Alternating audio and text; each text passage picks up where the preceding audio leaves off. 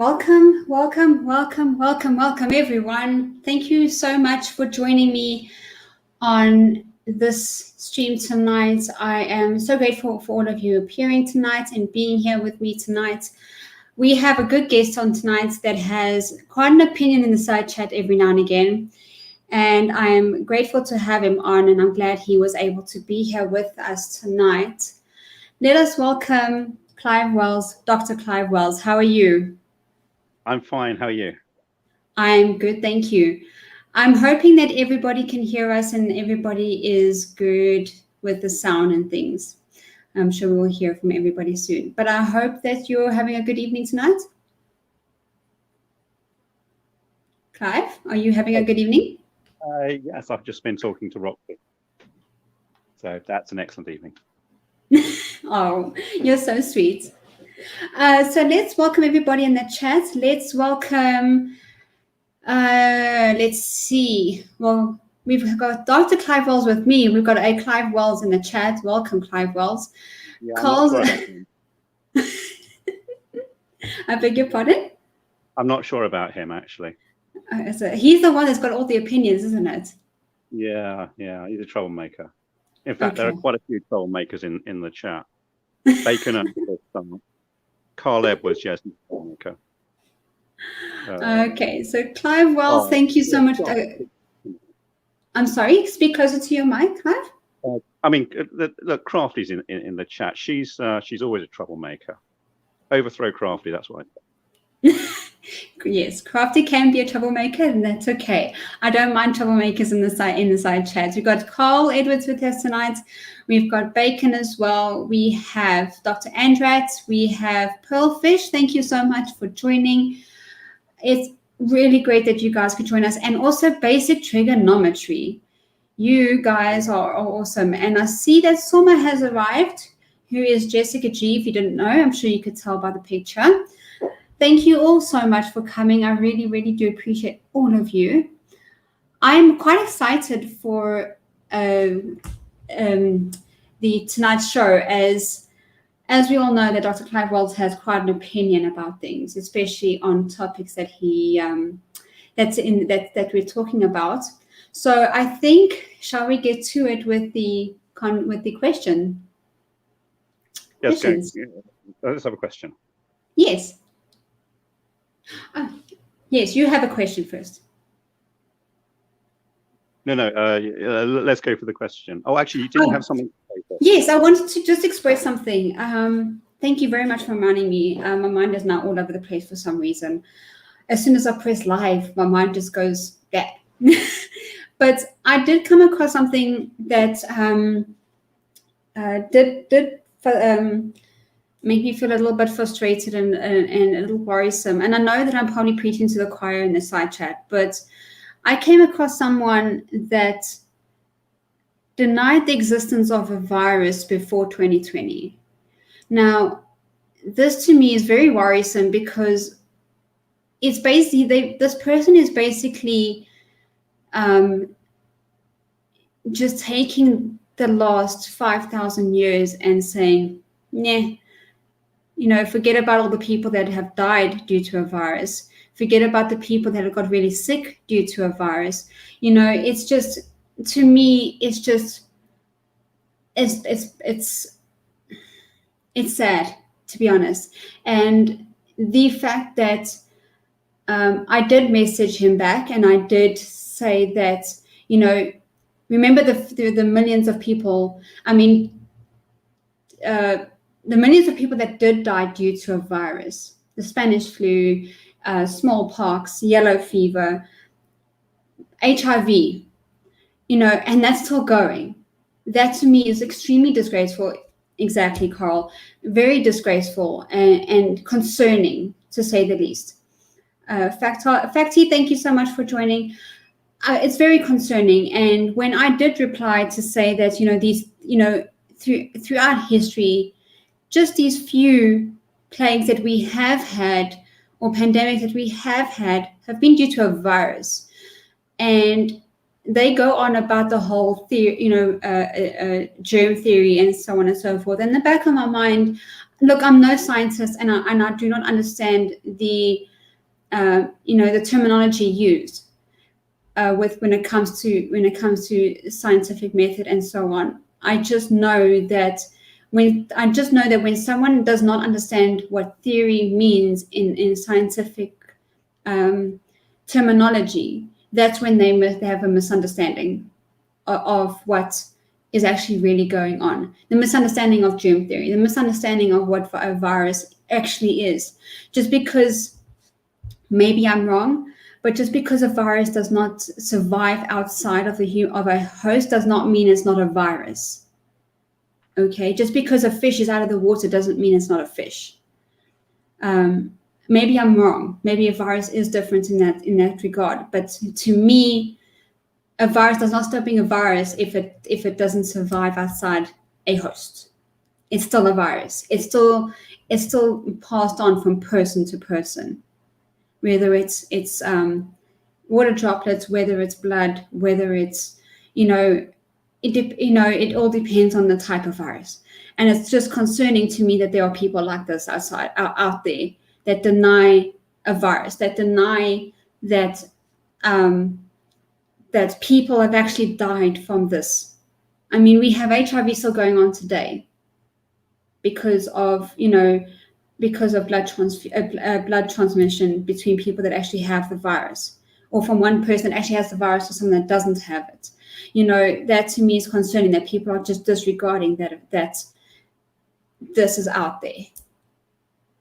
So I just replied to him, just come back to me when you have the flu and I'm getting out of this echo chamber, because I started getting the feeling that this person was probably a troll anyway. So anyway, I just wanted to express my feelings on this regard, because we've had millions of people die from the coronavirus as it is. And I haven't lost anybody close to me. I'm very lucky to say that. But my sister and my father have both had close calls. And it's really scary. It's really scary to think that my father, who's in his 60s, may have had the virus. My sister probably would have survived, as she has no underlying. I'm actually angry now. I'm shaking because I'm so angry. She has no underlying illnesses, but she's a smoker. Now, there's no evidence of it causing it worse because she's a smoker or two smokers. There's no evidence otherwise, but it's just, I'm scared that I lose a family member because of this virus. And so it's no big joke. It's not a big joke. This whole thing is just serious. So I just thought I'd bring my 2 cents to this whole topic of denying viruses, as well as anti-maskers, anti-vaxxers, because we have so many viruses is due to anti-maskers and denial of viruses, denial of masks actually working, denial of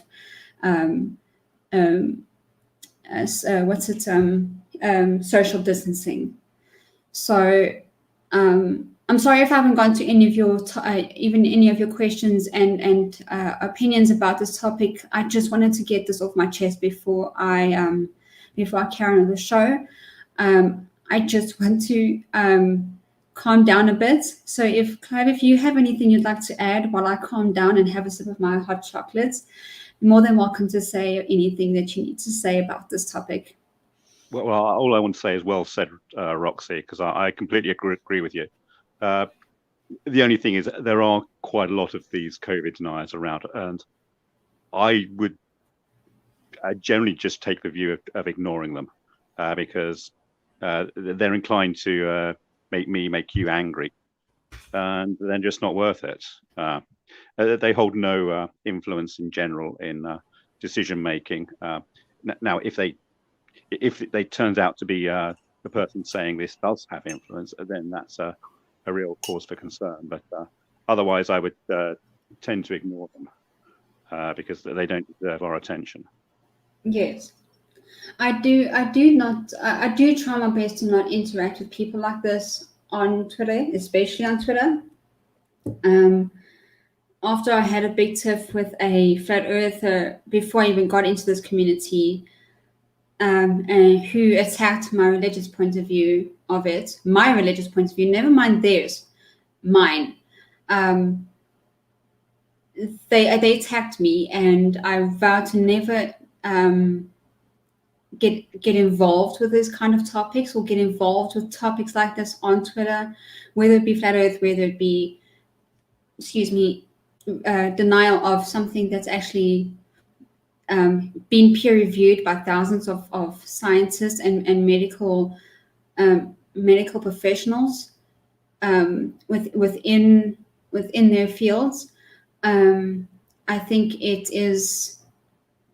disgusting, absolutely disgusting, that there are denials. There are people that deny things like this, that is so obviously out there and so obviously killing people, loved ones, and it's.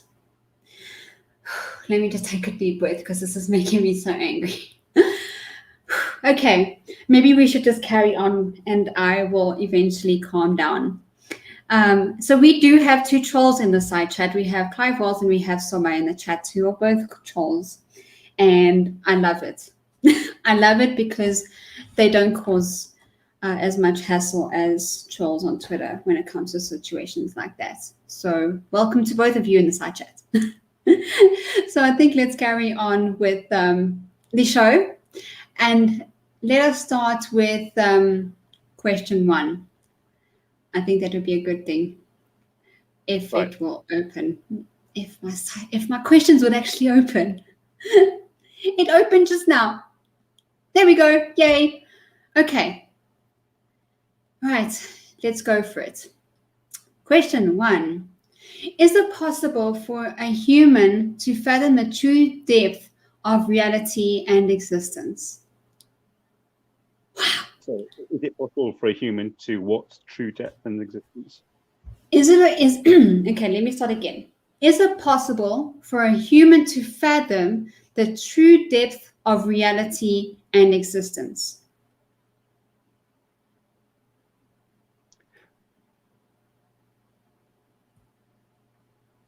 Right.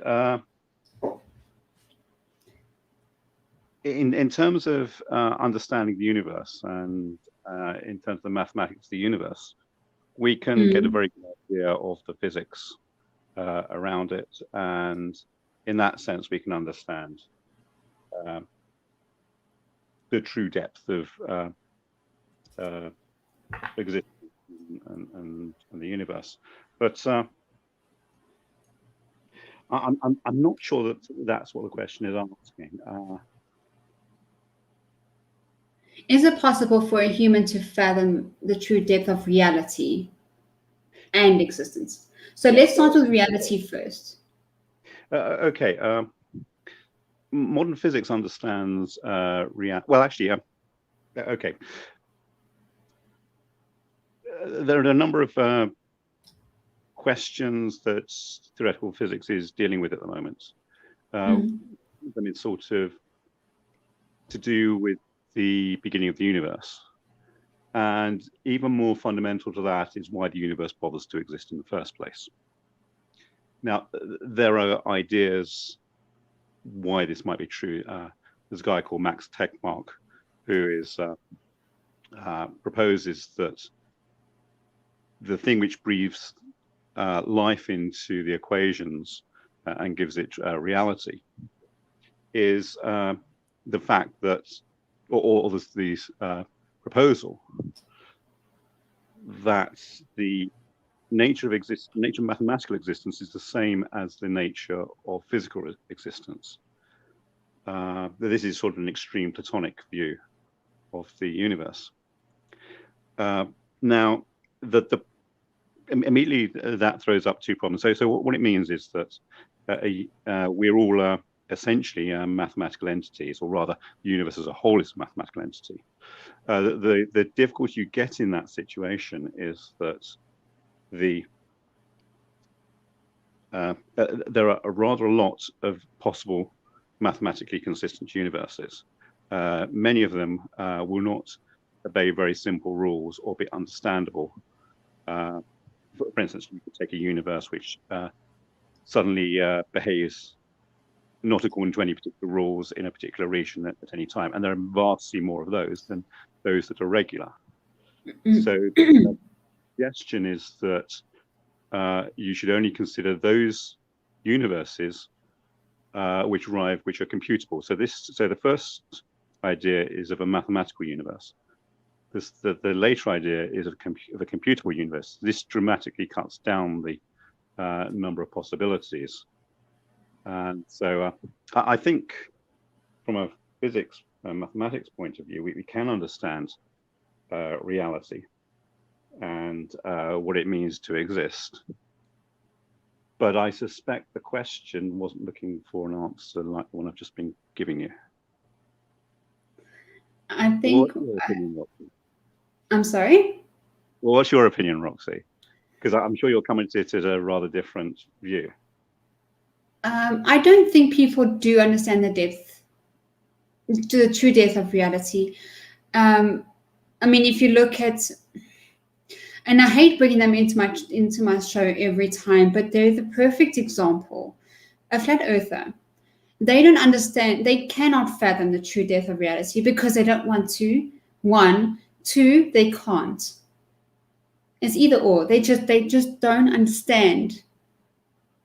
They just don't understand that. They cannot fathom the fact that the universe is as big as it is. That the globe, even just the globe itself, is as big as it is. And I mean, if we look at a scale, we are smaller than ants compared to the size of the planet. And I don't think that they can actually fathom or wrap their head around that idea of how big it is. And that is and the reality is that the globe is huge. The planet is huge. And to talk about light years, some people can't fathom how far a light year is. You know, when you talk about, sorry? Yes, I was agreeing with you. In fact, if you think about the dimensions of the universe, it becomes extremely difficult for people to understand just how enormous the universe is. You know, even within our own solar system, to go to Mars, that's an enormous distance, and people just don't. People think, oh, we're seeing all this, the films, Star Wars.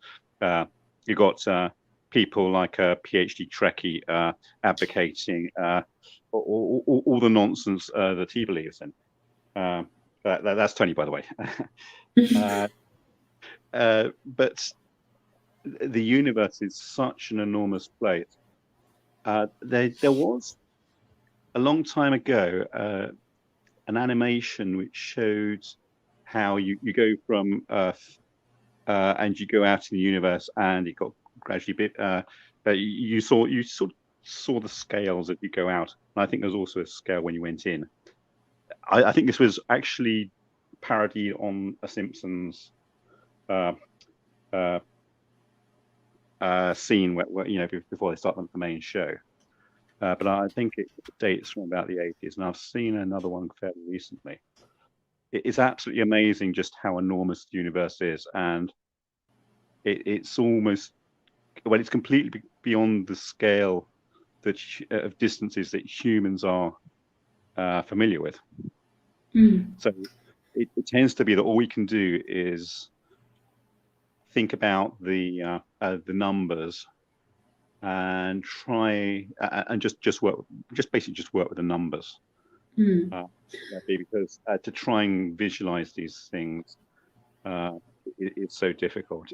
This is one of the reasons why I believe that it's very unlikely we will make contact with life on other planets, because the universe and the local galaxy is such an enormous place, and people just don't realize it. I mean, things like Star Wars and other sci-fi, or actually, I think the plot hole doesn't like the word sci-fi. I think he calls it a space opera. But Star Wars and other things of that genre really give an impression of the universe as being a fairly small place. You can just zip off from Tatooine to Alderaan in the blink of an eye. Mm. Yeah. Well, it's just not like that. Oh, that animation that you were talking about, I have it as a video on my channel. It's my video of I Am Grateful. I actually use that exact animation from the European Space Agency. And the year that was made, because I have a feeling that several of these have been made, and I'm quite interested to know who made the first one. It would be interesting, of course. But like I was saying, is that I don't think anybody, even scientists, cannot grasp the size of the universe, because you see images of, or extra images of the universe, and it's not even the universe; it's the known universe. And it's only what we can see. It's only what we can X-ray, and so it's not like we even seeing the entire universe. And I think, in fact, there's you can see about 46 billion light years. I actually did a calculation on in one of the videos on my channel on how to calculate the size of the known universe. I know there's one fluff going around who was saying that how could the universe, or the size of the universe, be more than 13.8 billion light years if the Big Bang was only 13.8 billion years ago? Well, the flirt had never studied cosmology, and cosmology is one of the things I teach. So it was a rather easy matter to actually go through the calculation and do it quite explicitly and show that the expected distance to the edge of the universe, the observable universe, was I think about 46.5 billion light years, giving this diameter. I don't know why they always refer to it in terms of diameter, but they typically do as 93 billion light years. So. Maybe you can correct me if I'm wrong. The reason why we can see more of the universe than there is the time it's been around is because it's speeding up? Well, it's more the fact that the light from those distant objects, as it travels, it has to travel further because the universe is expanding in the meantime. So yeah. Also, it's important to realize that the universe is, or the Big Bang, is often characterized as an explosion. It's really more of an expansion. Yes. The equations are actually very well known, and you can even derive them from Newtonian gravity. You don't need Einstein's theory, although in a way it's a bit of a fluke that the equations that you get from Newtonian gravity applied to the universe as a whole turn out to be identical to those of general relativity. Well, I say it's a fluke. They were first noticed the equivalence in 1934, I think it was, or was it 38? Well, I think it's about, well, it's in the 30s anyway, by Milne and McCrea. And for a long time, nobody really understood why that was. And I recently came up with an explanation which which actually gave a bit of an explanation as to why this should be. And I published a paper on that, and I also have a derivation of that on my YouTube channel. Well, guys, Bacon Earth has put a link into the chat for Clive's channel. So if you want to go and have a look at everything that he's talking about here, and more, go and check out his channel. It will be spammed by Stream Elements as well. So if you miss it, it will be in the description as well. So please do go and have a look and subscribe if you haven't already. I'm sure he'd very much appreciate it. And I don't know. I just think that reality is for some people, reality is what they make of it, you know. But the Now, true, let's see. What do you mean by reality then? Are okay, you using a metaphorical sense, or? So what I know is reality in front of me at the moment is that I'm sitting in front of my computer talking to you. That's my reality at the moment. Okay. Now, when it comes to the actual depth of reality in terms of this maybe not being the matrix and we're not sitting in a simulation is a different story. Yes. But Oh, well, that's another interesting idea, you know, that the simulation theory, or rather, it's a rather uninteresting idea. The reason is that why should any advanced civilization bother itself with having an absolutely accurate simulation of the world that we live in, rather than any other world? That they could choose any laws of physics they like. They could have demons appearing and slugs appearing and colossi appearing, and for instance, and so on. You know, surely that might be a better use of their simulation. No guest would like that. Well, Crafty just said that she would go to your channel, but she wouldn't understand a word that you say. Well, perhaps I should explain my channel then. I'll explain how it originally came about, because a friend of mine asked me about a particular question on mathematics example sheets, and it was at the weekend, and I couldn't be bothered to go and see him sort of during the week in order to explain it to him. So I thought, oh well, I'll explain it by email. And then I thought, well, actually, I could do a video on this, explain how I'd explain it to a student. And so I did that, and then I realized that I couldn't. I tried to upload it to my Google Drive, except when I played it on some players, it would be in portrait mode, and some it would be in landscape mode. So I thought, well, what should I do about that? I should perhaps also mention that it was only a little bit before that I realized that you could actually create content, video content, using something as simple as a phone. Yes. You know, I'd always assume beforehand that, oh well, I'll watch this on YouTube or somewhere else, and someone's got a camera and they're just working with it. And then if you think about it for a second, you got people like CC in his car and everything. Of course, he's doing it on his phone, and you can. The technology exists these days that you can do it on your phone. So yes. I thought, well, actually, what should I do with this video? I edited the header and everything in HexEdit. Anyone knows what that is? And I thought, well, actually, why don't I just upload it onto YouTube as a private video and give him the link? I thought, okay, see if that works. And that worked, and that meant it saved me going halfway across the town in order to explain something to my friend. A little while later, I was watching one of Professor Phil Bell's videos, and I made a comment that actually one of the equations that he was working with was the relativistic Dopplership formula. And there's a really nice explanation of this formula.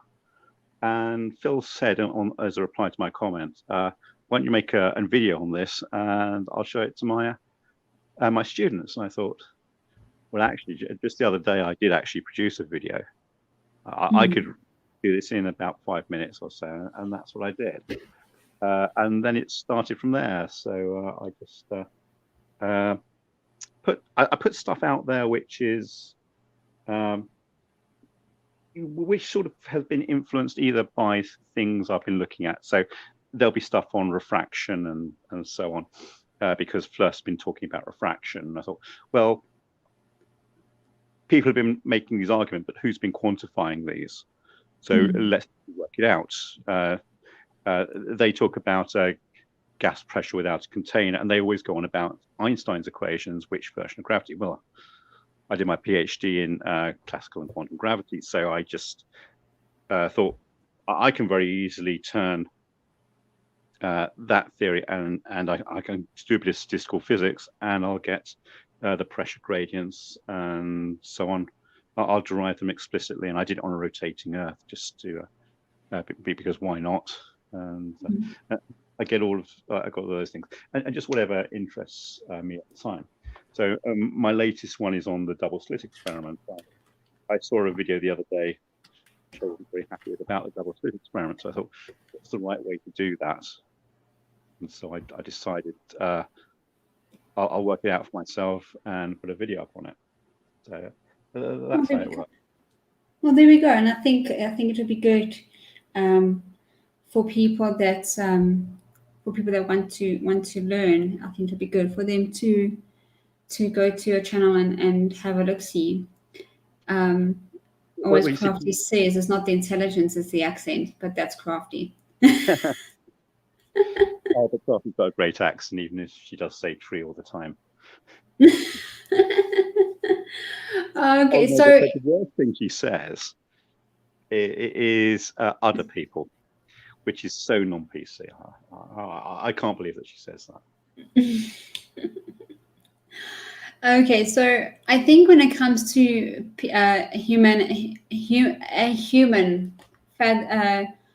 if they can fathom the depth of reality or not, I think no. I think that answer is no. I don't think we could fathom. Is it a particular human, or is it humankind as a whole? Well, the question just says human. Yes. Well, I'm not sure about it. You can understand it in terms of mathematics. Well, I'm not mathematically inclined, so that for me is out of the question. For me, maths is as soon as I could drop it in high school, I did. Same as science. I regret the science part because I wish I did take science, but I don't know if I could do science without maths.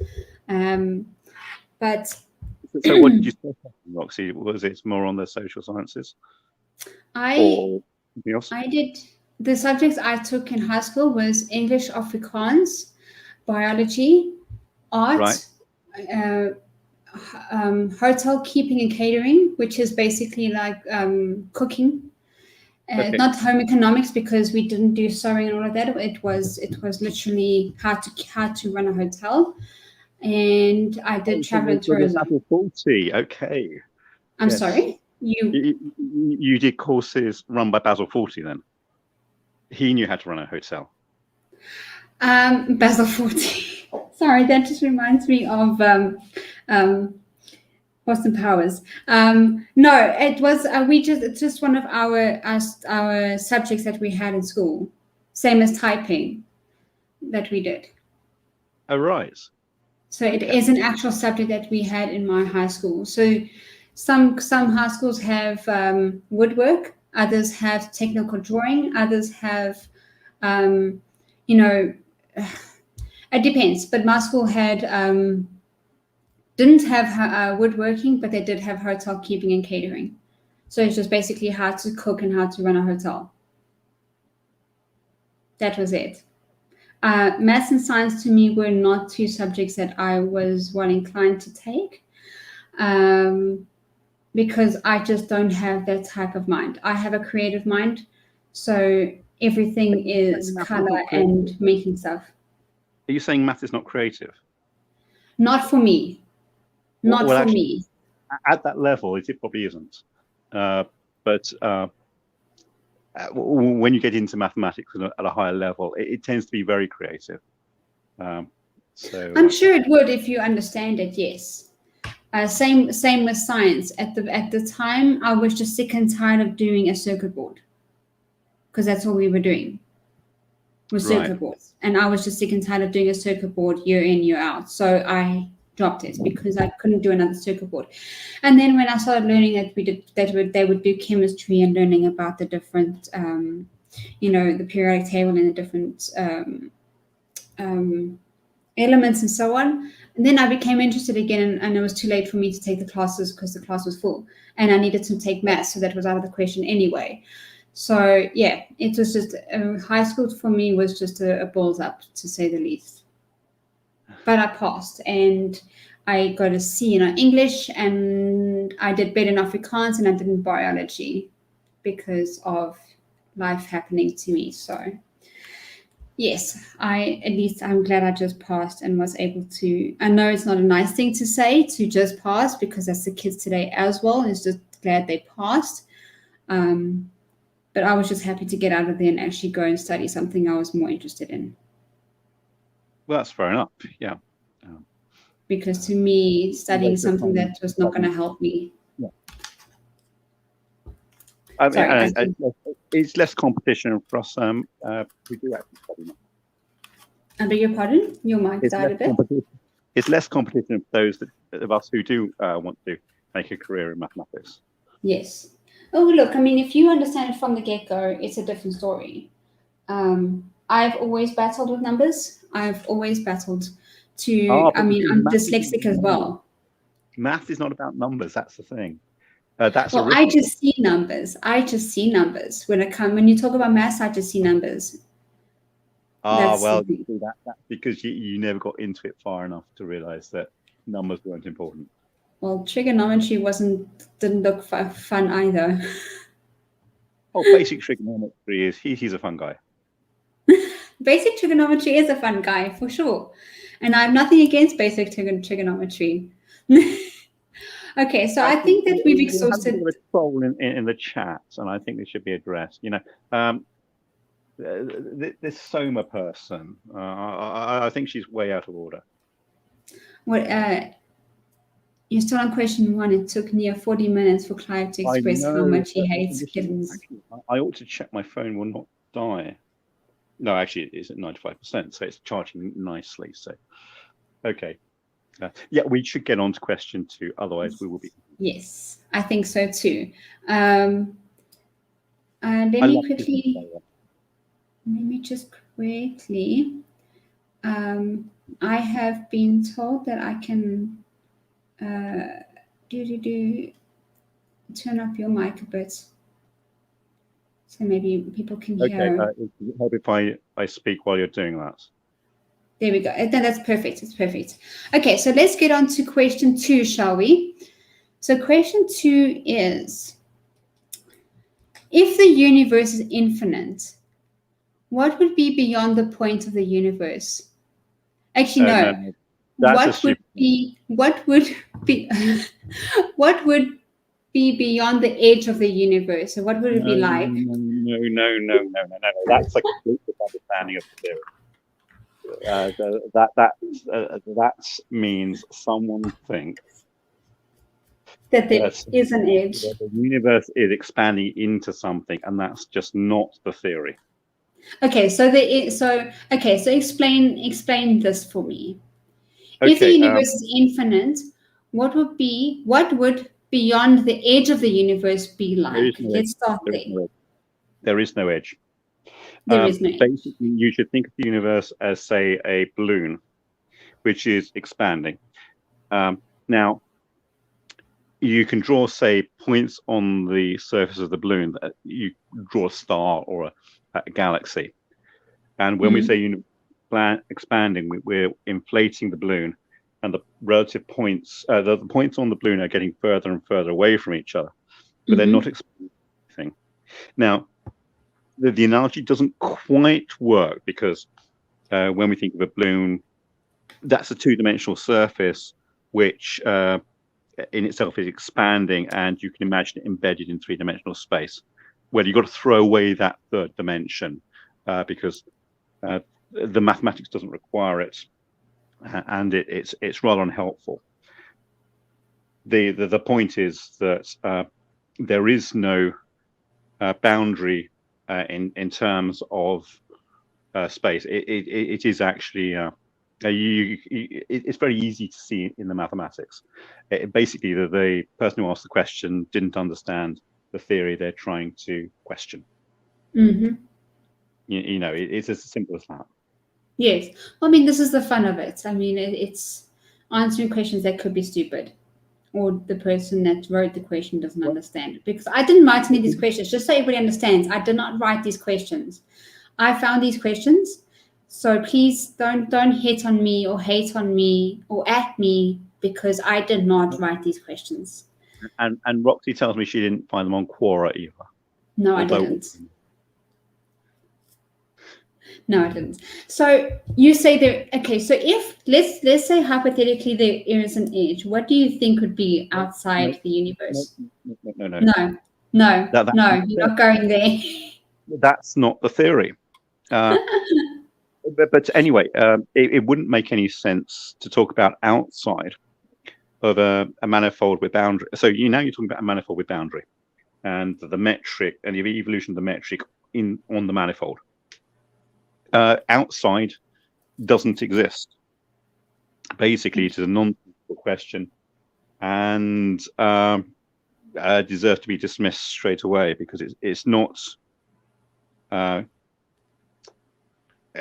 It's not expressed in words that make any sense or concepts that make any sense.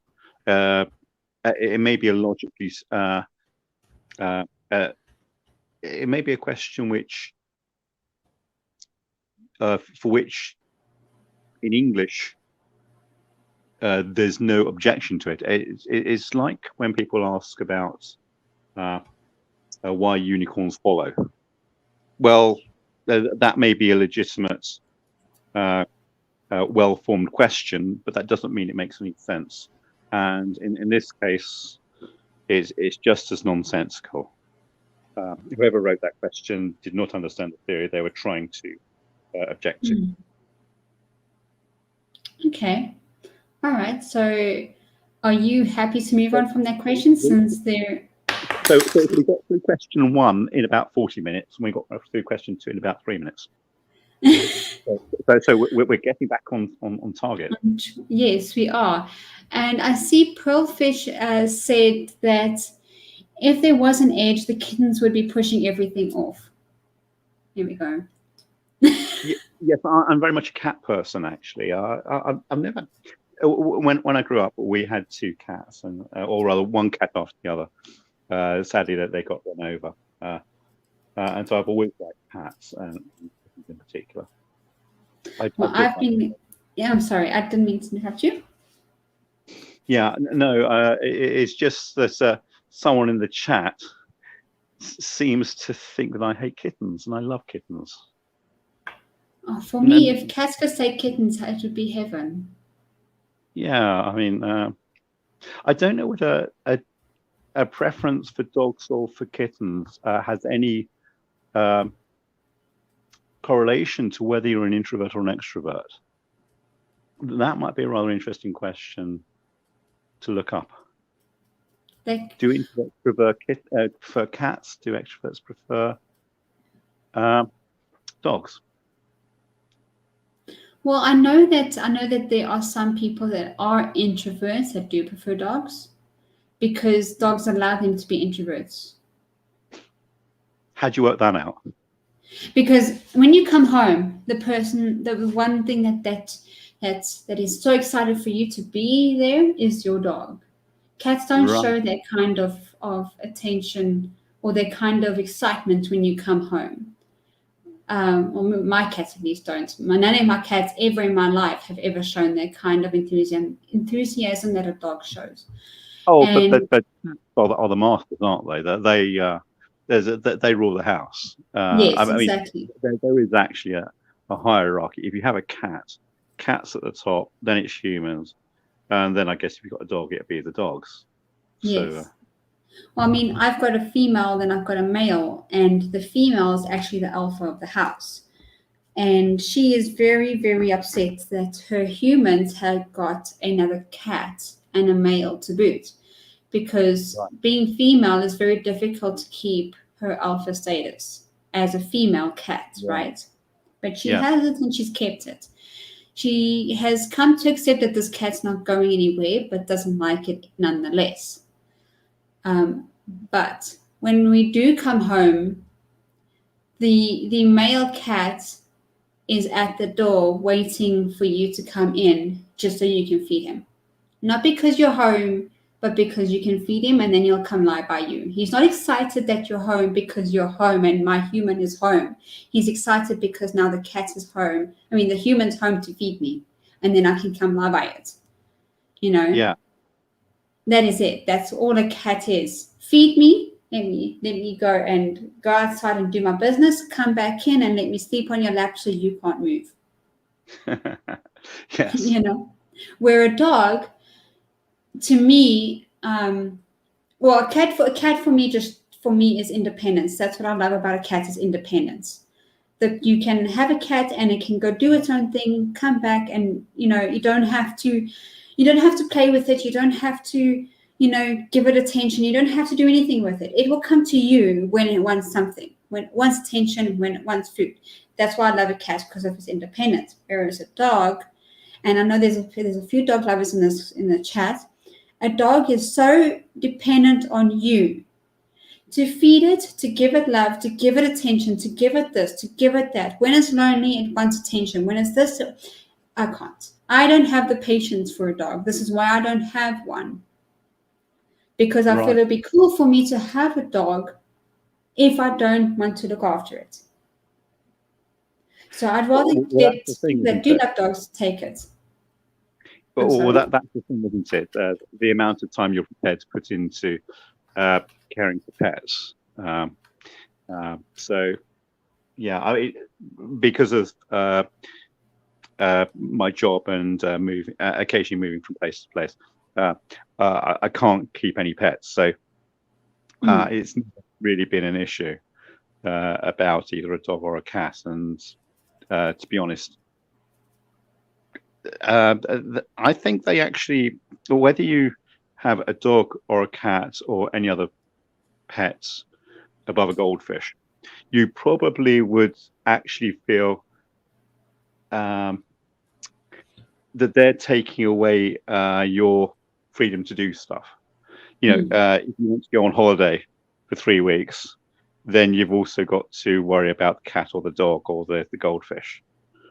Yes. If you want to do X, Y, and Z, then you've always got to worry about a goldfish. And I'd rather like the freedom of not having to worry about that sort of thing, because, yeah. Yes. Well, I mean, before my fiance moved in, I was living alone, and I came home to an empty house, and I just wanted someone or something to come home to. And so I started planning to get a cat and make sure that my house, according to the SPCA, was good enough for a cat. And so I made the preparation to get just to share my home with someone or an animal that would appreciate me being its owner. Because I would always get a cat regardless. I would never go and get a dog. In the house that I live as well, I think the garden is too small, so I think it'll be cool for me to even get a dog. Even a lap dog, my garden is too small.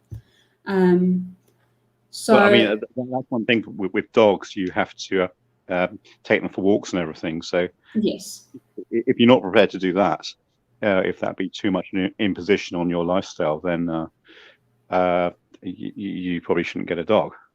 Oh, this is why I never got a dog, because I feel that my lifestyle is not dog friendly, and I didn't want to be cruel to a dog because of my lifestyle. Yeah, that's why I got a cat, because it's independent. It's feed me twice a day. I'll come get love from you when I want it to, when I want love, and that's that. The independence of a cat to me is the best ever. And we've gone way off topic. With cats over dogs, in that a cat you can sort of stroke and it's soft, and which a dog really isn't. I think we should have changed the question to: do you prefer cats or dogs? Hey, Punchy, I see you. I see you in chat. Hey, let me just welcome a few people that have entered the chat. Marius has entered the chat. I saw that earlier. Thank you so much, and welcome to the stream. I was going to try and say it in Afrikaans, but then my words escaped me. I saw that Clive was chatting to him nicely, so thank you so much. I did see, I'm not scrolling too much. I see Punchy has just arrived. Thank you so much for joining, Punchy. It's appreciated. And Facty, did I welcome you as well? I don't think I did, but Facty, welcome as well. Thank you so much for joining us today or tonight, whatever time it is for you in the world. So I want to thank everybody for coming. It's appreciated. And I want to thank, I just got it now and I've just missed it. Oh, there we go. I want to thank the tip that I've just got, and I just had it in front of me. Oh, word. This is ridiculous. Let me just quickly get it up. I'm so sorry, guys. Let me just get this up quickly. There we go. Getting there. Almost there. Marius, that was it. It was Marius. Thank you so much, Marius, for the tip. It was appreciated. It says and his message is keep going forward. Thank you so much. I appreciate it very, very much. You know, I thought PhD Trekkie would have shown up by now. I mean, I also thought he would have, but I think it's too early for him.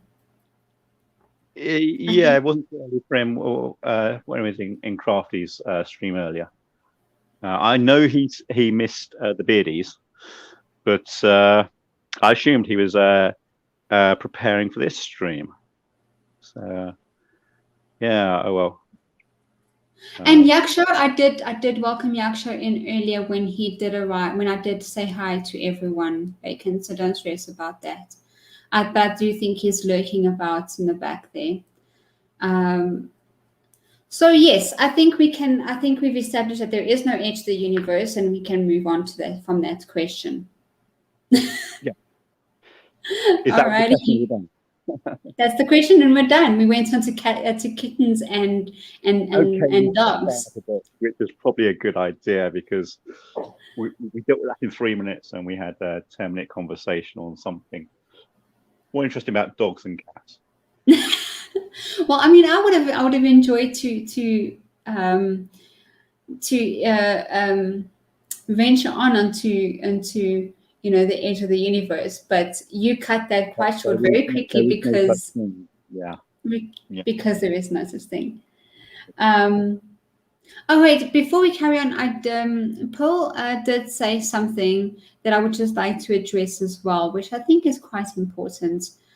He says, sorry, I don't want to assume. So they say, I wish more people would look at pet care that way. So many animals here that just do not get the looking after they need.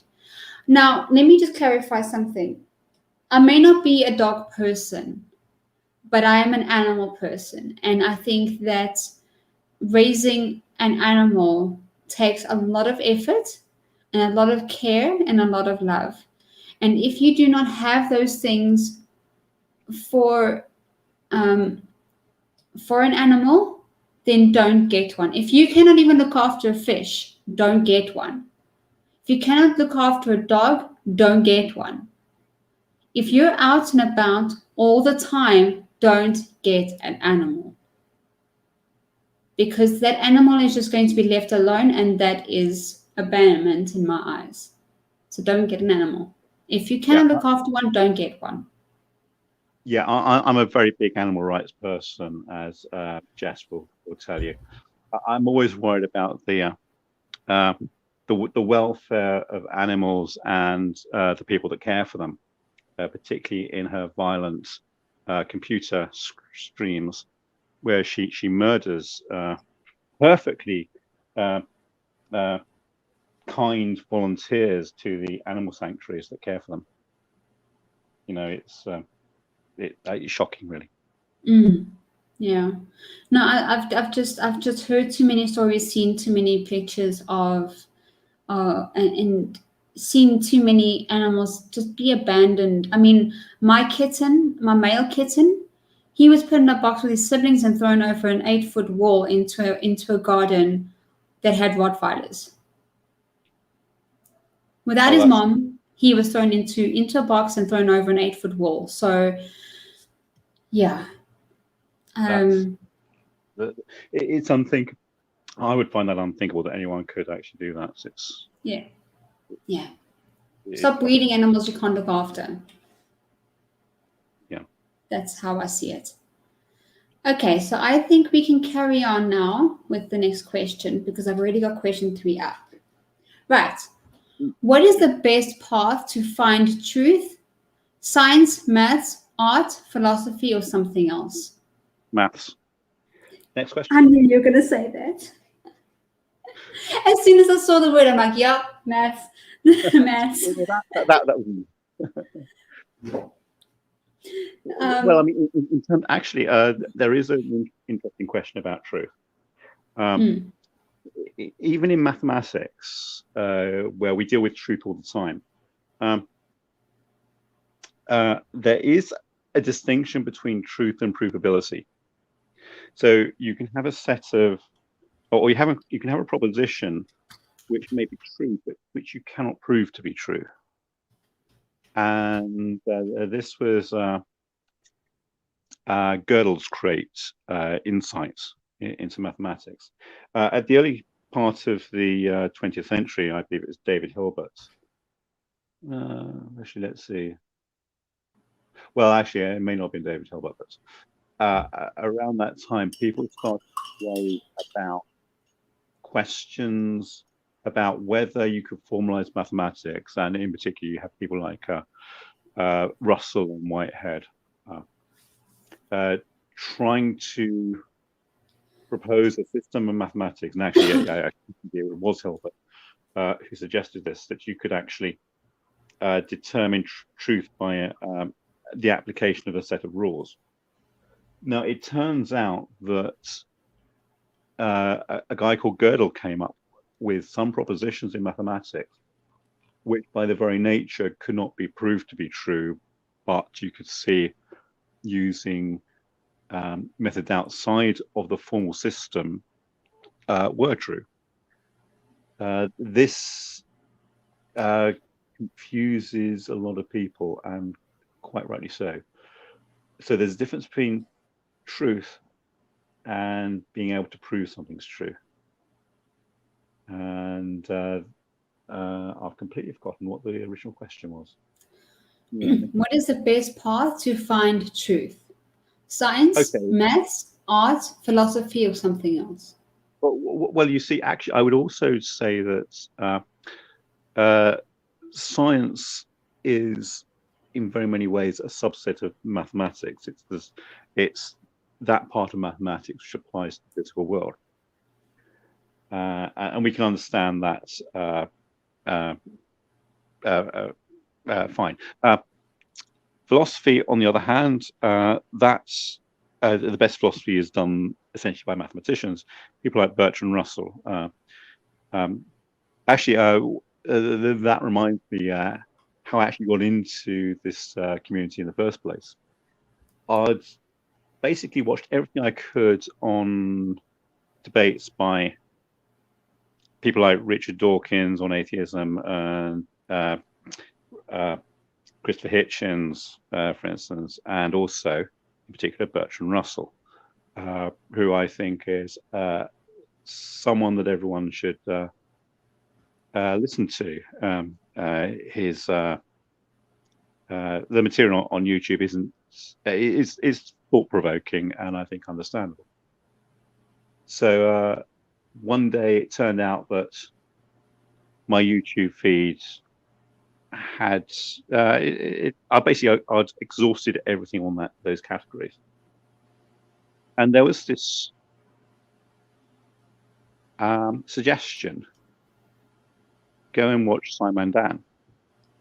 Now I'm not sure it was a great like video, but it was around that time, and that's what got me into. I thought it was, oh come on, this is a joke. This must be a joke. So I in Simon Dan's video, because this is, no one seriously can believe the Earth is flat. Unfortunately, there is. And believe it or not, some people do. It was astonishing. And I had to watch several videos before I believed that this wasn't just a wind-up. And only there are people out there that believe the Earth is flat. Is another thing. Yeah. I know that Jess has accused me in the chat of adopting a strategy of changing the subject to one which I have an answer for. And I think that's a bit unfair. Where is this question now? Oh, she mentioned it a while back. Oh, there we go. I see. No, I did actually. One of my favorite programs of all time is Yes Minister or Yes Prime Minister. And there was something about a politician. Actually, it was a question of how to answer a question. And I think it was Jim Hacker who said, the thing is not to answer the question. You should say something like, well, that's not the real question. I think the real question is, and then ask one of your own, and then answer that question. So it's a way to avoid questions. I think I sort of made that point in the chat on Jessica's Murderous Rampage stream the other day. Mm-hmm. But by the way, there's someone who comes into Jessica's stream who I think has very solid views, and that's I think his name is Victims for Jess's Murderous Rampage. Good guy. Okay. Well, I think that's fine. If anybody wants to put the link into the chat, they're more than welcome to. Okay, so put Jess's link in the chat. So Jess, you're more than welcome to if you want to. You can put the link to that stream in the chat. It's the stream in the chat. Bacon asks, but why is maths? Why is the answer maths? Well, what else could it be? What else would it be? Look, mathematics. One definition of mathematics. I would say definition. It's not really a definition, but mathematics is the study of precise ideas. It's a phrase I rather like. Whether you could actually call it a definition, I don't know. But it's now, I think it's worth saying again.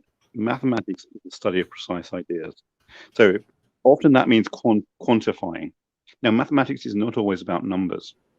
Mathematics is about concepts and the relationship between various quantities and concepts, and these are precise qualities. So mathematics lies at the heart of all good reasoning.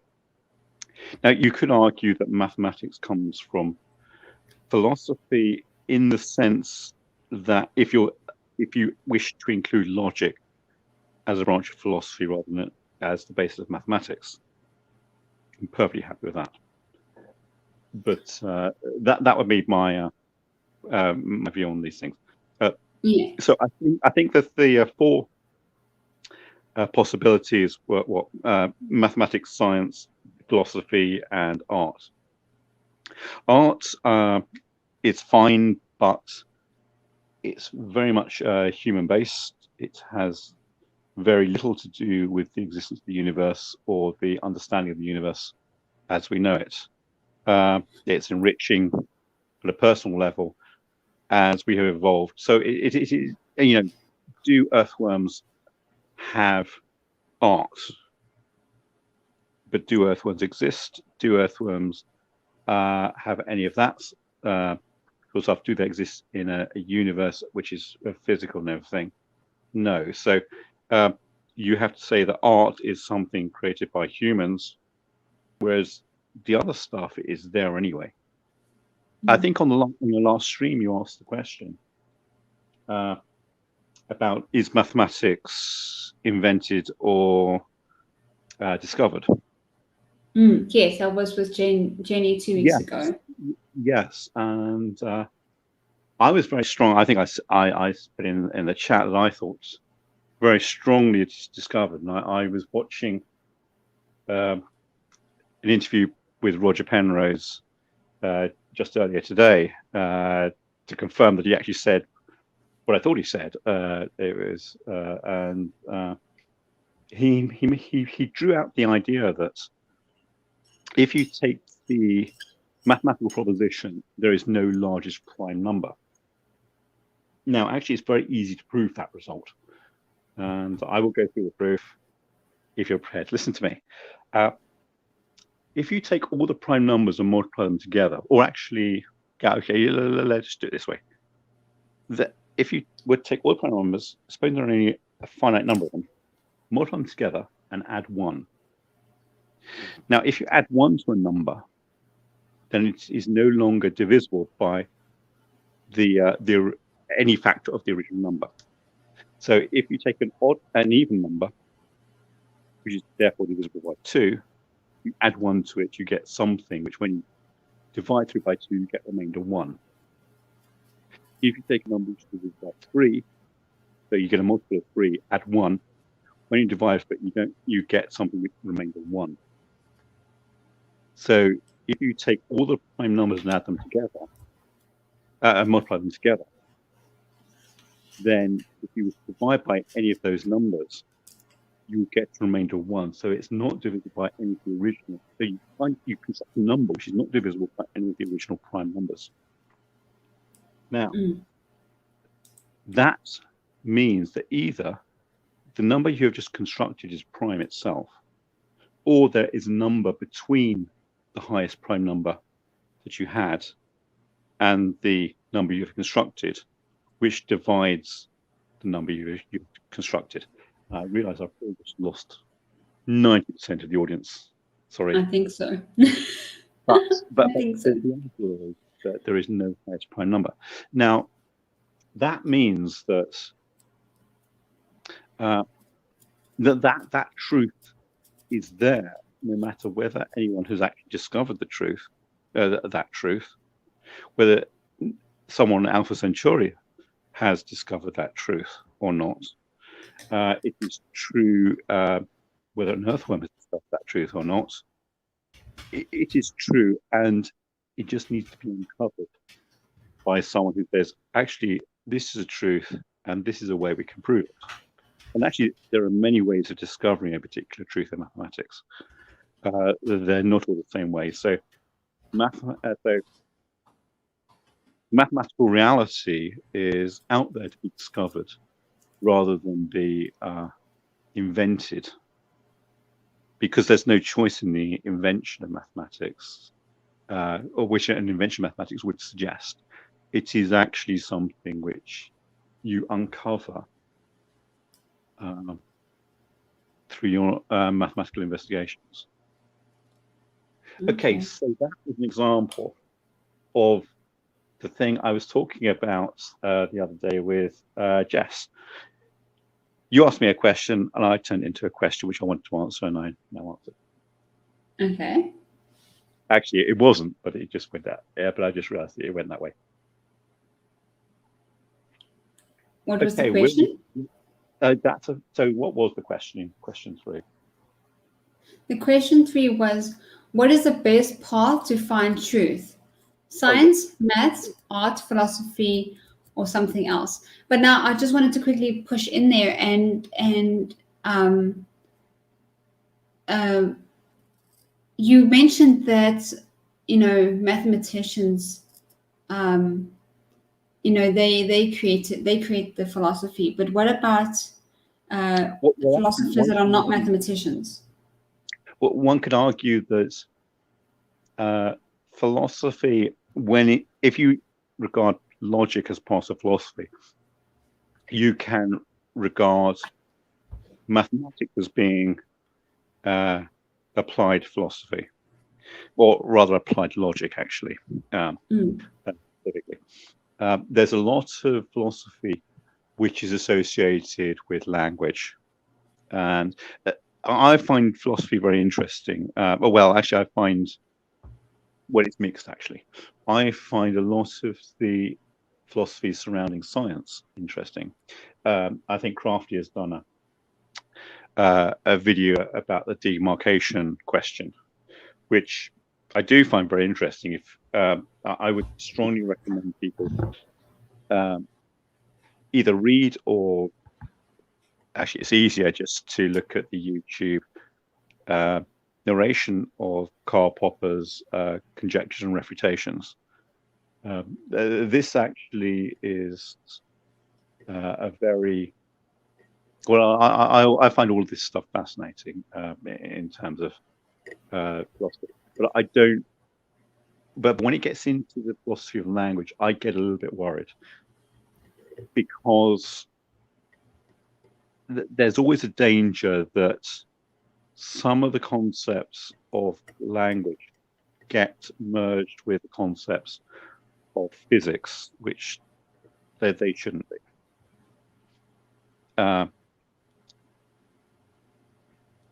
Yeah. Anyway, I don't want to stray too far out of my area of expertise on that, and in particular on language. I think it's actually interesting. I probably should know. I should probably find out more about that. I know Wittgenstein has some ideas on language, and there's we shouldn't underestimate the work the philosophers, either ancient or modern, have actually done. And I just don't feel up to understand those at the moment. Yeah, I think that's a topic that a lot of people, especially myself, don't understand. So I won't be able to contribute to that topic at all. But if I can, I think art can help find a truth in some way, as it's. What do you mean by truth? I mean, if you look at art, it's not just painting, it's not just drawing, it's also photography, it's also Photoshop, it's also sure, but what truth are they uncovering? Well, photography in the beginning, we are able to photograph the universe. Whether I know that we take extra. That's art, though. If it's I see it as art, yes. Oh, but surely art involves some form of human input. And of course, but I'm not saying completely. It's not completely art. I'm just saying art has a role to play. Oh, but I think when you say uncovering the universe, when you talk about taking a picture of the stars, if you're trying to apply it to science, aren't you actually saying this is actually a measurement rather than an art? Okay, I see the creative side of it, and when I see a picture taken by a telescope, whether it be a Hubble or something, I know that some of the photographs taken are in X-ray or so on and so forth. But I think that art can help one discover, what the universe looks like. So you take a picture of a certain area of the universe, or of a galaxy, or of a constellation, and because of the different forms of photography, whether it be X-ray and so on, you get your different colors, creating the picture that you see of an area of the galaxy in different colors, right? So you see your reds and your greens and your blues and your purples and so on.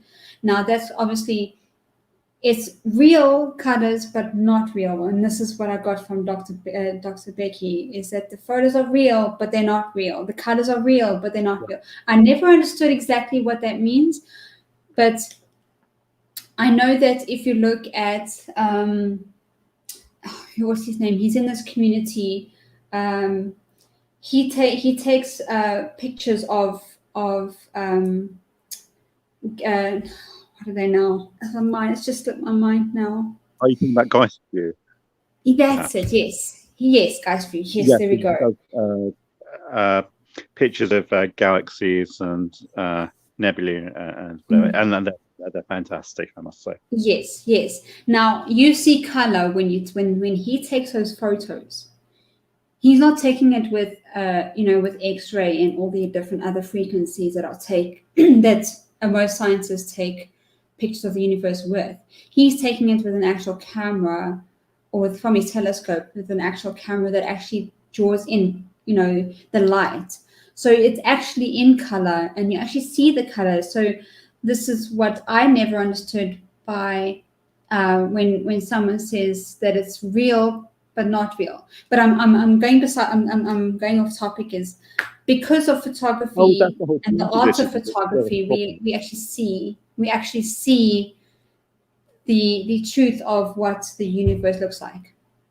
No, actually, there's my specialty, or one of my specialties, is black holes. That's one of the things I looked at in my PhD. And you may have heard about this image of a black hole that came out several years ago. Yes, I've heard about it. I had mixed feelings about this, because this was, in a way, very much art rather than science. Now, I didn't actually look at the paper or get into it in any detail, but it seems to me, although I did actually, well, actually, it wasn't me who asked this question of one of the professors of astronomy in the university. It was someone else, but I was there at the time, and it made me think. And actually, and what it was that they used radio telescopes. I believe they were radio telescopes from all over the world, and they put the data they got together, and then they construct an image. Now, you can do that provided you have a theory about the way the universe works. And it's like I will assume the black hole is spherical, and I have this piece that I have 4 pieces of data. Now, can I construct an image on that? Well, if you know the black hole is spherical, then perhaps you can start to construct an image. The point is, they're not actually taking an explicit photograph or anything like that of the image. They're putting together lots of pieces of information. They're putting a lot of theory into it, and then constructing an image based on both the theory and the observation. And then you've got to ask yourself, how much of that image that was put in the papers was actually observation, and how much of it was theory and computer, well, dare I say, CGI. Basically, it was a bit of a put together job. So that piece of, that observation, I'm not sure it was a bit of a PR stunt, if I'm going to be honest. I think the original data rather than the image was actually the most important thing getting, rather than trying to reconstruct the image. If you have the data and you know the theory, then I guess you'll want to do so. But to say that this is actually proof of anything, you'd have to wait. You'd have to row back on that, because, to be honest, you put a lot of theory into reconstructing the image. I understand. That might be a bit controversial, because I know that isn't the way that the image was actually expressed, and I don't want to downplay what they did. Well, I think the image that we saw in the papers and so on, everybody knows that you cannot photograph a black hole. We all know that. But do they? But most people should know that. Most people should know that. But the image that we saw was not the black hole. No, I disagree. I disagree. I don't think most people should know that. Most people want to live their lives and get on with it, and they don't really care about black holes. They've never really thought about these things. If they see an image in the paper, they think it's a photo. Okay. Let me retract that. Let me say the people that actually care about what is in the universe, right? The people that actually, are interested in what's happening out in the universe, like myself.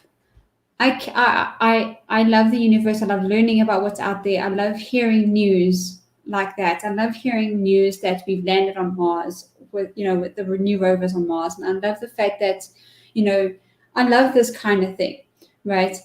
So when the news of, that we photographed a black hole, that triggered for me and said, there's no way we could have photographed a black hole. You can't see it. What they did photograph was the light, around the light coming from or around the black hole. That the black hole is sucking up. Well, I'm not even sure they actually. I mean, photographed isn't quite the right word because it's not in the right spectrum. But no, well, I mean, the picture that we got was from data. It wasn't an actual photograph taken from, with a camera, like you would take a photograph of something in front of you. I know that wasn't it. I know it's not, that can't happen. The picture we got is all data. But it's actually reconstructed using our theories about the black hole, not in terms of the results of general relativity, for instance. It's not as simple as saying, oh, we can reconstruct data. Oh, look, it looks okay. We account for the different frequencies. Oh, look, it looks like a black hole. So black holes exist. I mean, I wish it would be that simple.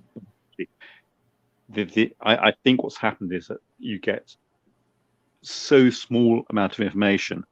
You just try to you put all your theory into it, and then you try and reconstruct what this thing would look like.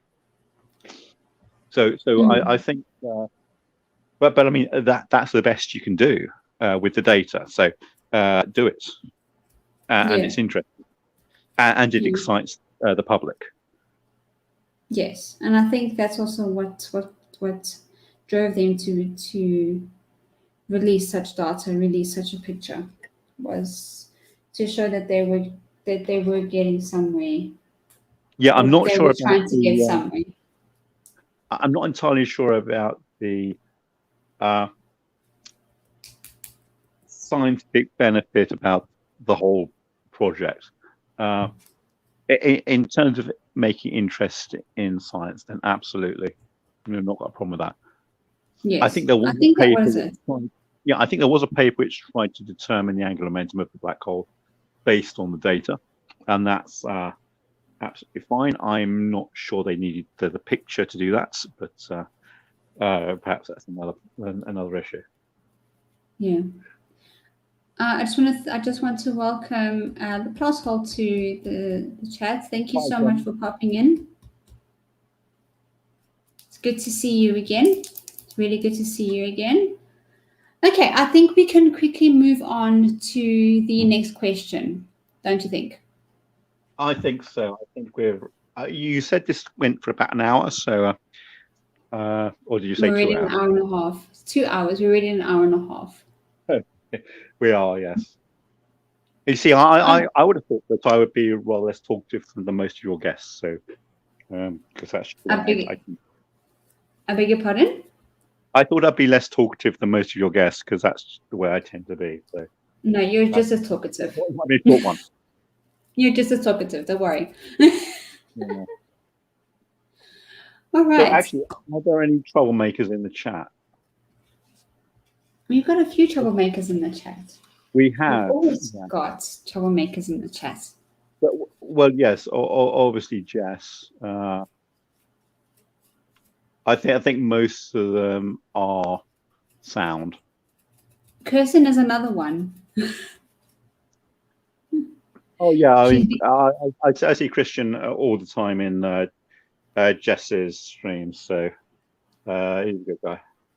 So did I say Kirsten? I think it's Christian.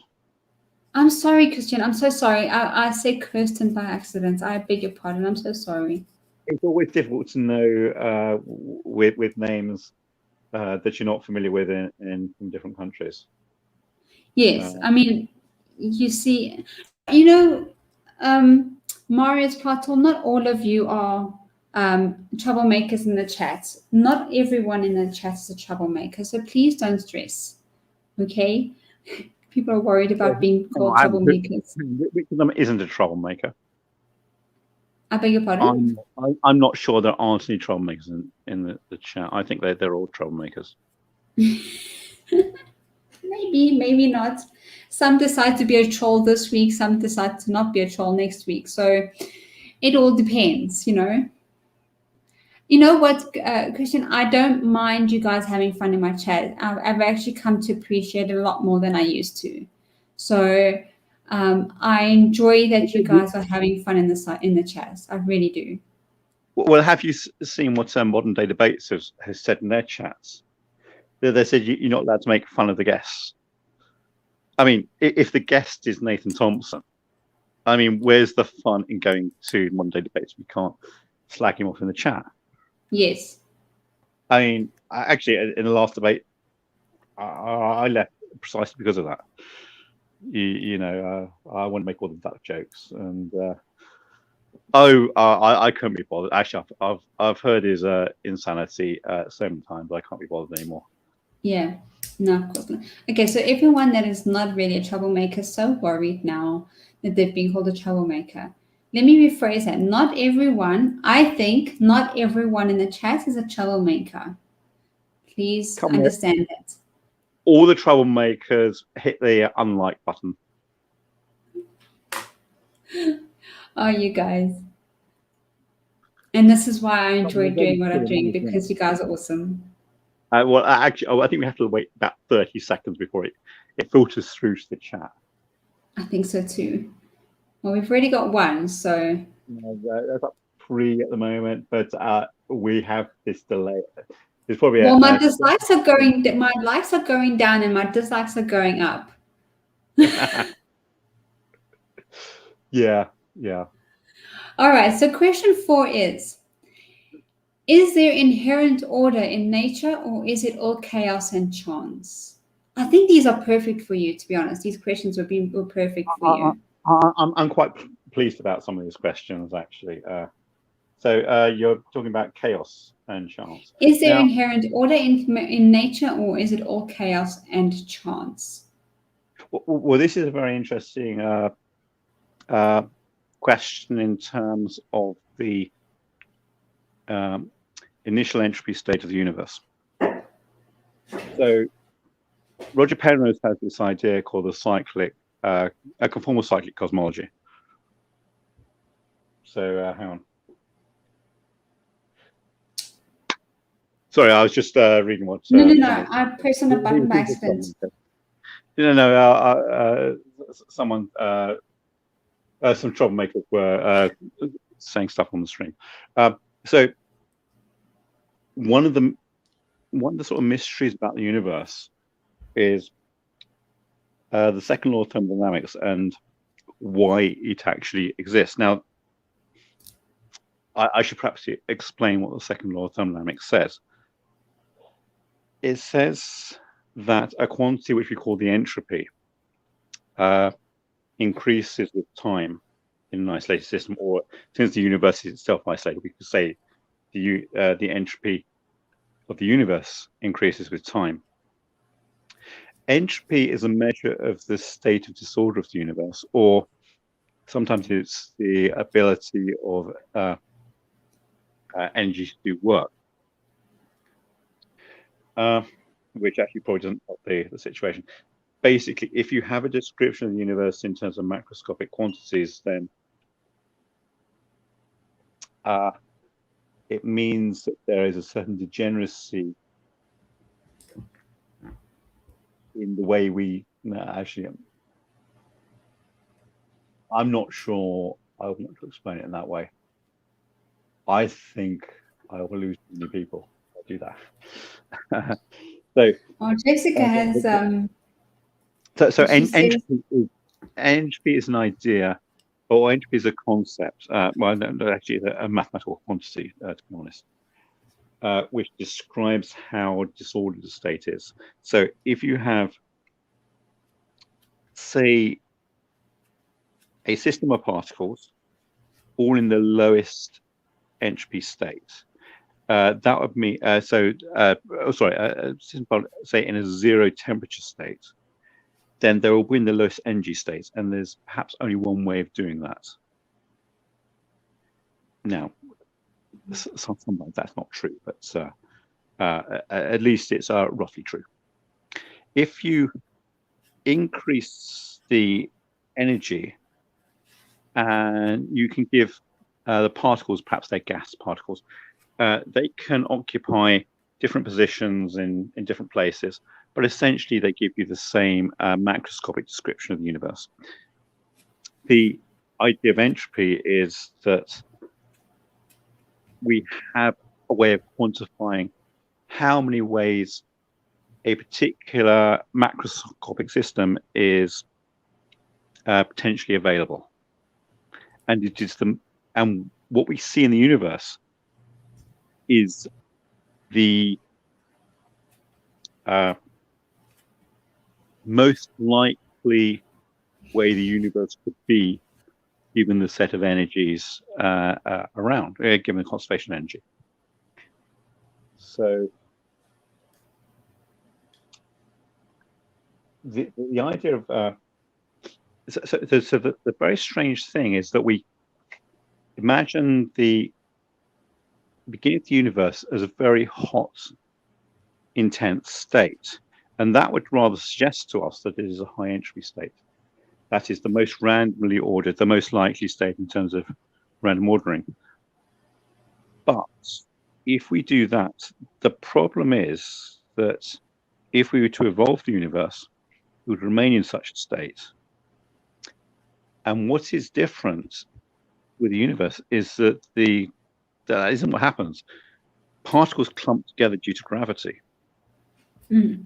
In clumping together due to gravity, that suggests that there is more entropy associated with the gravitational modes than with the thermodynamic modes that were originally present in the early universe.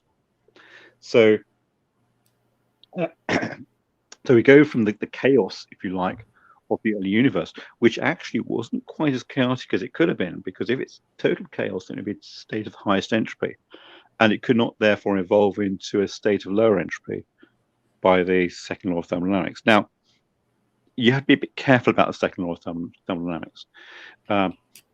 It is often quoted as being somehow fundamental.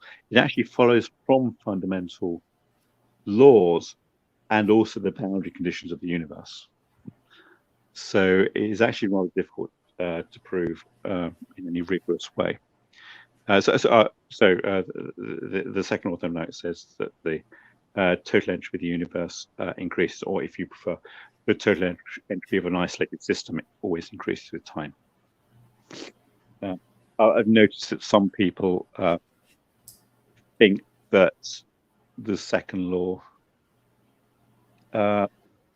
states all sorts of things, and we should be careful to make sure that it's not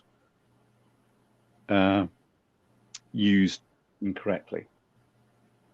Okay, so the simple answer for that is no. I like kittens, Soma. Jeff, I'm not the one who goes around murdering kittens on the internet stream, and their big brothers, like you do. Just saying. So, Clive, the simple answer was that no, it's not all chaos and chance. There is an order. Well, I remember a joke that an economist friend of mine said, what is the oldest profession in the universe? It is economists. Because before there was order, there was chaos. And who do you think created the chaos? Economists. Yeah, well, that's what they say. It's like the other joke. What happens when chemists die? Oh, sorry, chemists don't die. They just fail to react. There are numbers of rather poor jokes, which associate with certain economics. Okay, so for me, I think that there is an order to nature, and that there is no by chance that things happen. There's no by chance that our planet is sitting right where it is. There's no chance. It's not by chance. I don't think it's by chance. Well, I'm not sure about that, because the way I look at it is that there are many possible ways in which the universe exists, and in quantum mechanics, if you take quantum mechanics seriously for the evolution of the universe, then all of these things are actually simultaneously existing at the same time, if you can even use the word time to make sense of that. So, well, let me put it to you this way. Most people know that I'm pagan and I believe and I follow the Greek mythos. So with that, I believe that chaos, being a god, created the universe. I don't know how, and I don't care to know. I still follow the scientific method in that point of view. But I believe that chaos created the universe, and chaos, I believe that it was chaos. Why does it need creation? Why does the universe need creation? Well, it was a point that it expanded. Whether it was a creation or not doesn't matter. Are you not assuming a pre-existing concept of time within the universe or before the universe to make an assertion like that? Because that's, I mean, when I talk about the universe as a mathematician and scientist, I look at it as a four-dimensional object. Mm-hmm. So I look at the beginning of time like the beginning of the North, as equivalent to, say, the North Pole. If you take a set of slices across the globe, you end up with lines of latitude, for instance. So if you slice them parallel to the North Pole, but if you slice it where it doesn't intersect the North Pole, you get the empty set. I mean, this is part of the reason why those people that claim it's impossible to have creation from nothing are so wrong, because they do not understand a four-dimensional viewpoint of the universe. Oh, no, don't get me wrong. I don't believe it was created from nothing into something. Don't get me wrong about that. Okay. Chaos has always been there. The thing is, whether you believe whether you believe it like me as a god or not, if chaos is just chaos, regardless of how you see it, chaos is just chaos.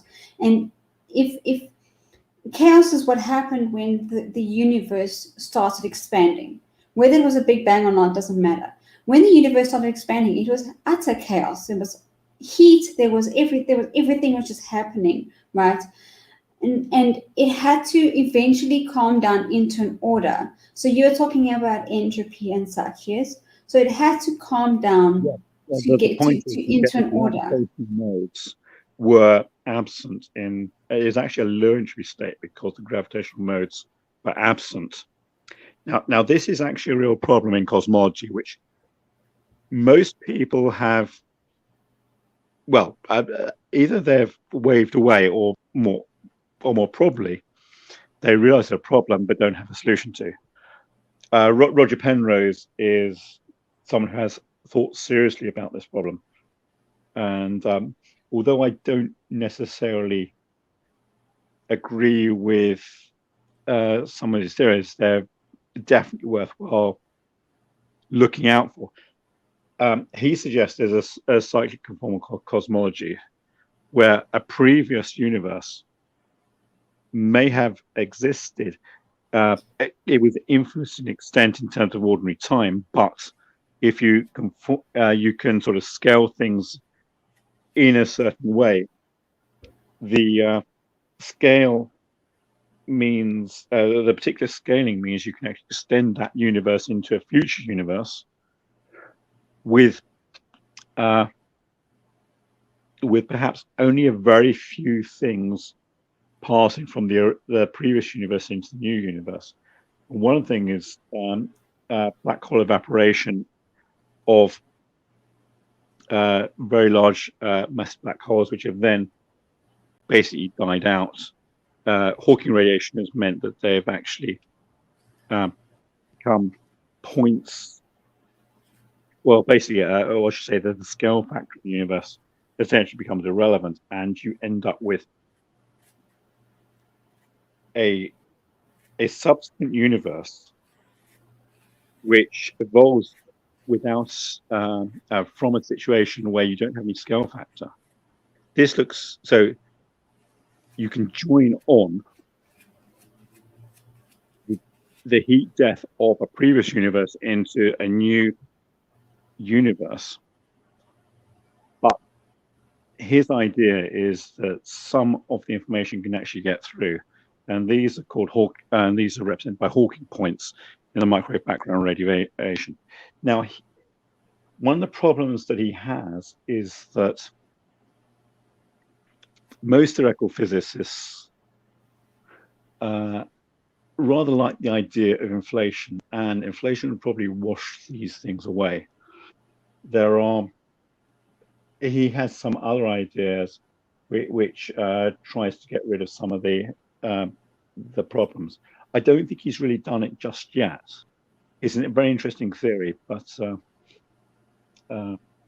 yeah, I mean, so the chaos of the early universe seems to be purely thermodynamical and not gravitational, and that's a very strange situation and does really need some explanation.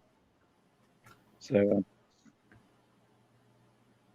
I'm not sure if that explains question 4 or not. It probably does, yes. You know, but I was just going on my own opinion, you know, and how I think things through, where it did start off as chaos and it did eventually calm down to order. And I'm not saying that the universe is is calm by no means, because I mean, if you look at a pulsar and such like that, they're quite chaotic and they can cause a lot of chaos at the same time. But what I mean is that what do you mean by chaos? I'm using chaos in the idea of a maximal entropy state. And I'm using chaos as in it's a big mess of a things for it to calm down, even calm down to where it is. Oh, like my place then. If that's how it is. I'm hopeless at getting ordered. I just think. Actually, I remember going to a lecture, and the lecturer, who later became my PhD supervisor, he was lecturing, and one of the sheets of paper which he was referring to fell to the floor, and he looked at it. I remember looking at it and I thought, well, that's in its lowest gravitational potential. That's in its lowest state. It's not going away. And he then went on with the lecture rather than picking it up. So I thought that was, I thought it was a rather extreme example of reacting to physics as a physicist rather than as a normal person. I'm sorry, say it again. I killed the conversation, don't I? No, I didn't hear what you said because the mic kind of faded out again. Oh, right. I remember going to a case where a lecture where my future PhD supervisor was talking about black holes, and one of the pieces of paper which he was referring to fell to the floor. Mm-hmm. I looked at it. I think he looked at it. And then I think it's almost though we both decided that's in its lowest entropy, lowest gravitational potential state. And it's not going anywhere. So he didn't pick it up. It just went on with the lecture. And I thought that was an interesting case. I don't think many people would have reacted in a scientific way in that case. If a piece of paper they were looking at falls to the floor, don't you just pick it up? Yes, that's what I would have done. Yeah, but Even if I it wasn't going anywhere. almost think you talked about this scientifically at that point, and and perhaps it sticks in my mind because it was so unusual. It is quite an unusual way to look at it, yes. Okay, so I guess that with the question 4 word, let's just say we agree to disagree on the answer. Do we? Well, and like I said, it started off as as chaotic and it calmed down to an order. Because as I say, where everything is placed. You can't do that. You can't do that. Why? Because chaos is a maximal entropy. So no, that's fine. That is fine. And and as I say, it's our opinion that matters. It's there's no proving wrong or right in these questions at all. Are you saying that entropy decreased in the universe? Because then we get into unfortunately the thing the first like talk about, which is second order thermodynamics. So chaos, I regard it specifically as state of maximal entropy. Everything is just moving all the time. I mean, because that formalizes and makes the thing precise. And I like to deal with precise ideas. I get you. So perhaps we're using chaos in a different way, or maybe in reference to the state of the universe is created by Greek gods. No, I'm not necessarily saying it was created by Greek gods. I'm not necessarily saying that. That is just my input on my belief system. But what I was trying to say, whether chaos created it or not, it doesn't matter. Chaos was happening. The thing, what everybody knows as chaotic, as chaos, that's what was happening at the beginning of the universe. It was chaotic. Things were smashing into each other. Things were, I'm not going to say blowing up because it wasn't blowing up, but things were just smashing into each other, getting hotter, or even at one, and eventually sort of cooling down, So it was a traumatic stage for the universe, to say the least. Or was it very uniform for the universe? Wasn't it very ordered and uniform because everything was doing the same thing? If you look at it that way, yes. But if you look at it from an outside point of view and you just see things moving, it looks chaotic. It looks absolutely chaotic if you look at it from an outside point of view and just see things moving and smashing into each other. Aren't we arguing about language rather than what was actually happening?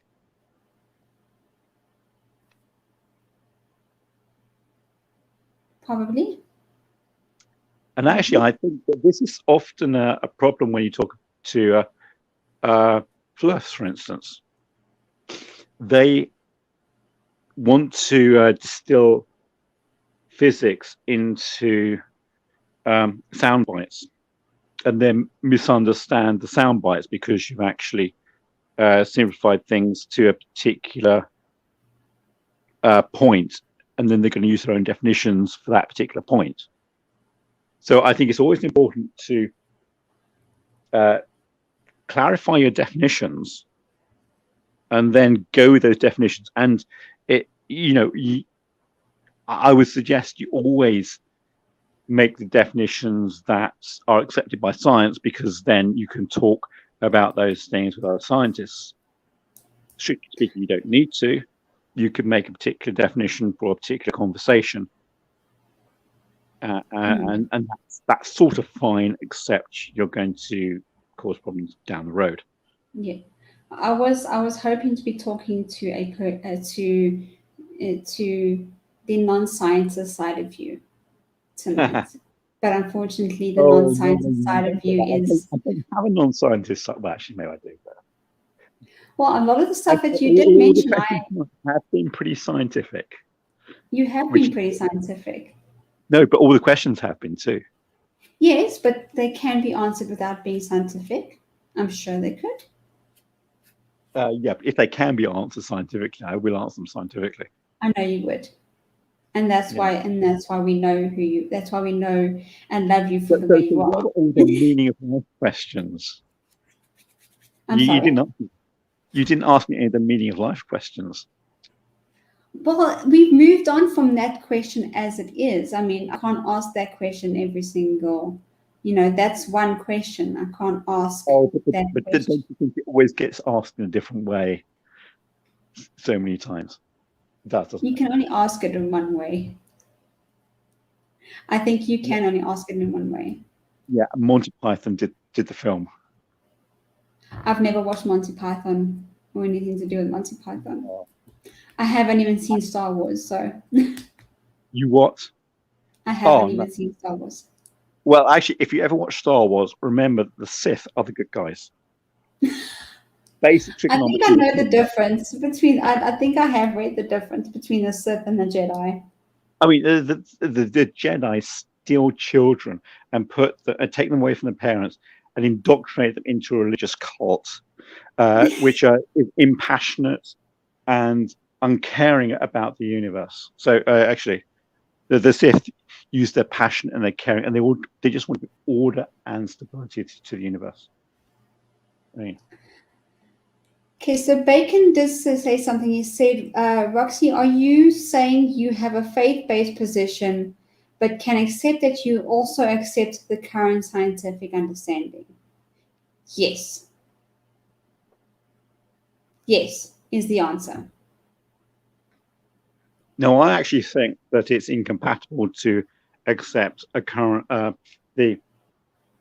current mathematical understanding of the universe with any sort of religious belief. And I know there are a lot of people that disagree with me on that. But I think they just want a quiet life. I also want a quiet life. I want an ordered life. All right, I think we've answered the questions, and I know that we have different points of views, and I think that's fantastic, and I think it's great that we don't agree on everything. I think have we reached the hour limit yet? I'm sorry. Have we reached the hour limit for the stream yet? We've reached the limit of only 4 questions. Right. Because I do only have 4 questions per guest, so. I would like to thank. You've got me talking more than most people, actually. I can be quite stifled and untalkative. You were very talkative, so don't worry. I was, yes, I know I was. Especially because I told you earlier about it's very easy to be guarded when you're talking on the internet. I think the community feel very guarded of you now from here on. But there was, okay. So anyway, I want to thank Tuss for coming in late to the class. Detention from here on. But I hope you're doing well, Tusk. I really do. I want to thank everybody for coming in and putting in their comments, their opinions, their 2 cents. And I want to thank everybody for coming in and joining us on this conversation. All troublemakers. And the troublemakers and the non-troublemakers, the trolls, the non-trolls, the people that pressed the dislike, the people that pressed dislike and then unliked and then liked again, and whatever you did. Thank you very much for just interacting with my chat and interacting with my stream. I do appreciate it. And you've been here the whole time. Okay, no problem. Well, Tusk, thank you so much, and I applaud you for not eating in class. But again, thank you everyone for coming in and giving your points of view, your 2 cent comments, your non-troll opinions, your troll opinions. It's all appreciated from here on. Clive, have you got a new video coming out soon for your channel or no? No, I don't. I don't have any plans at the moment. So okay. All right. So just subscribe to his channel, click the bell, so when he does upload a video, you will get notified if YouTube is behaving. Watch all those stuff anyway. watch what he's got. Watch what he's got on the channel anyway. So at least you may have a better idea of what we were talking about tonight. Because I think I may just go and watch just to see if I can understand anything. Because my mind is show me what's on Discovery kind of science rather than in the class in lectures kind of science. But in my next show will be Yaksho. If you weren't here earlier, he was in the stream. He was in the side chat earlier. He will be on my show on the 4th of April at 8 p.m. CAT or 12 p.m. CST. Check your, check. You guys can see where it is on your time zone. But as always, I would like to ask if you don't mind subscribing if you haven't, like the video or the stream if you haven't already. And also, I do have a Patreon and a tip, as you know, like Marius has already tipped, and I do appreciate it very, very much. But please do consider becoming a patron. It's not necessary, but it would be much appreciated. And with that, I'm going to say goodnight. Clive? No? Gone? Hello? Are you there still? Clive is not there. All right, guys. Have a good one, guys. Bye.